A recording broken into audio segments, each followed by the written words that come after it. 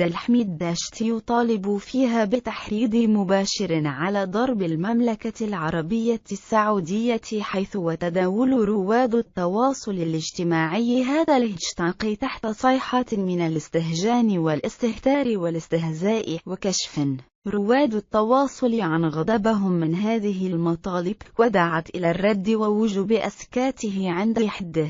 وأضاف داشت بأنه قام بالتحريض على ضرب السعودية بعقر دارها، ويعترف بتحريض البرلمانات الأوروبية ضدها، فيما اجتمعت الردود والتعليقات على ضرورة القضاء على تلك الأصوات المفرقة والداعمة للعدو. الحميد داشت يطالب فيها بتحريض مباشر على ضرب المملكة العربية السعودية، حيث وتداول رواد التواصل الاجتماعي هذا الهاشتاغ تحت صيحة من الاستهجان والاستهتار والاستهزاء.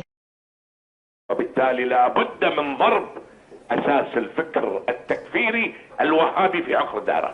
سيد عبد الحميد، ذكرت نقطة أريد أن أعلم المعطيات